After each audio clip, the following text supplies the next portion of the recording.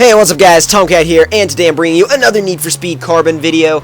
Now this is the tuner car boss battle. This is the boss battle for domination of the downtown area. I believe it's called the downtown area. So anyway, we're going to go up against Kenji in his RX-7. And this is the 2-lap circuit race in the city where you first face him, and then we'll face him in the canyons afterwards, which is probably what you all want to see. I know that the canyon duel is definitely the best part. However, be prepared for a fail, a huge fail when it comes to the canyon bit. Now, I had no idea what happened there until I realized I landed on top of a traffic car, and it was just kind of odd because I had no idea that the traffic car was there. I jumped, and just as I was coming down, bam, right into the traffic car. I had no idea that it was going to be there. Now, here you can see me using the speed breaker, and it's actually a really neat thing to use in Carbon. It came into the series in Most Wanted, but they carried it over to Carbon, and I'm really glad they did, because not only does it work well for avoiding the cops and getting through roadblocks properly. Can't talk for some reason. Get through roadblocks properly. It also helps you get around corners real quick in races and avoid traffic cars and stuff like that. I know I just hit one, but whatever. And I've actually, it's interesting. I've come to like the physics in Carbon. I didn't like them that much before, but now that I've played the game for a few days, it's actually, I like the physics a lot better than I thought I would. They're arcadey, but they're not Burnout-like. I mean, to be honest, they're just kind of Need for Speed physics. I mean, if you've played a Need for Speed game, you can kind of fall right into the physics of Carbon or Most Wanted or even Underground and 2. All of those games kind of, physics, they weren't the same, and they were relatively similar. So if you started back in, say, back at Underground 1, you could have continued all the way through to, I'll say, about Carbon without really having to change your driving style all that much. And that was kind of a cool thing, actually, because nowadays Need for Speed has undergone so many changes. I mean, the series was in trouble for a while back when Shift came out and Shift 2 came out.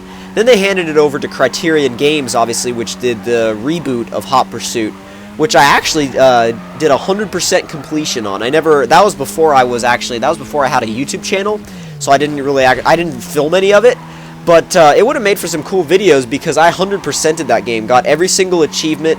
I didn't get all the DLC. I got some of it, but the main game, the actual disc game, I 100% completed all of it, the entire disc game. So I mean, fun game.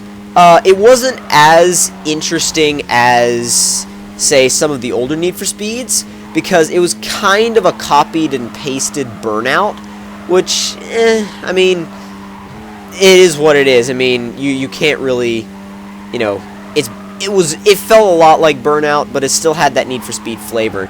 Now, the new Most Wanted reboot, that's pretty much what I think of it. It's not a Need for Speed game. It really isn't. It's not a Need for Speed game, and it doesn't deserve to hold that name, Need for Speed. I mean, the name Need for Speed is pretty much a legend in the arcade racing game world and racing game world in general, because it's been one of the best-selling franchises of all time. And you can't just tell Criterion Games to make a Burnout game and slap a Need for Speed name on it, especially a name that is so famous in the Need for Speed community, Most Wanted. Most Wanted was an amazing game. I played through Most Wanted on the PC, and I mean, I beat that game all the way through. I got the Black Edition, so I was able to go through the entire Challenge series as well with bonus events. And the bonus event had an extra heat level above all of the normal ones. I believe all the normal ones went up to heat level 5, and then the bonus one for the Black Edition was heat level 6. I may be mistaken on that. It might have been heat level 7, but I'm not sure. I'm not sure exactly. But that chase was the most intense chase that I've ever actually played in a video game. That the level 6 or 7, I can't remember again what it was, cop chase on the Most Wanted Black Edition Challenge series. I mean, what an insane game. And did I mention, which actually no, I didn't mention this, before not before, but after I beat the story and the challenge series in the original Most Wanted on the PC, I modded that game to no end. Like, I modded the hell out of that game. That game was a modder's paradise, pretty much. New cars, and this is the fail. The huge fail, just first corner, off the cliff.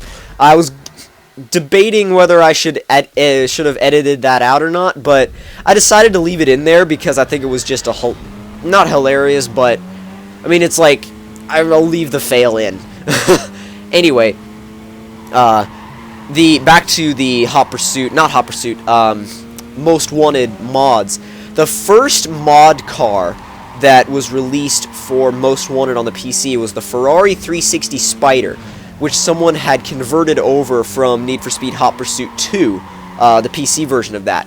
And I remember I actually used to convert cars from game to game on a lot of the old Need for Speed games. In fact, I'm gonna look right here. Right here I have I still have my old PC copy of Need for Speed High Stakes. Now that was a fun game. I mean, that game, I played so many hours of that. That was one of my childhood games. I played so many hours of High Stakes, and I modded that thing so much. I mean, I got, you know, pretty decent at modding. I made new tracks, new textures. I put new cars in the game. I converted.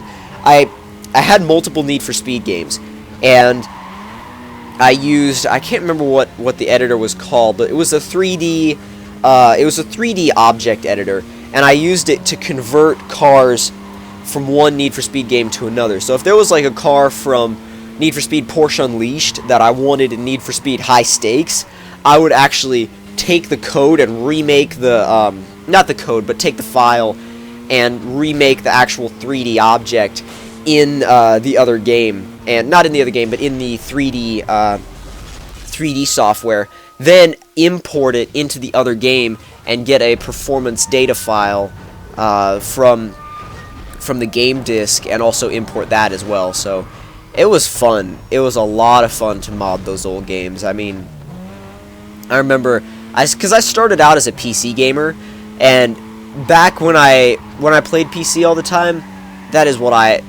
modding is what I did. I didn't have there was not one PC game in my entire collection that wasn't modded. Not one game in my entire PC collection was like completely unmodded. It had at least one mod on it. Now, some were modded more than others. For example, the original Hot Pursuit from 1998, that thing was so easy to mod that by the time I was done modding it, it was literally a new game. There was literally nothing left from the original game in my modded installation that I made of it. It was just, it was pretty fun. Pretty incredible, too, what you can do with... It was pretty incredible, too, what you can do with those old games. And I remember it was actually, I can't remember how long it was through the game's life cycle, but at a certain point, somebody released a patch, like just a patch that somebody made. It wasn't official or anything, but somebody made a patch that allowed a higher polygon count for the mod cars, and then instantly people started converting stuff from like Need for Speed Hot Pursuit 2 and even Need for Speed Underground into the original Need for Speed Hot Pursuit and Need for Speed High Stakes. Now, I know that doesn't sound, you know, like it's kind of like, why would you convert newer stuff to an older game? But it actually made some sense when it was actually done, and it was fun. It was fun to mod those games. So if you guys enjoyed that video, don't forget to click that like button. Tell me in the comment section below what you thought of it, and if you're new to my channel, don't forget to click subscribe for more videos. I will talk to you guys later.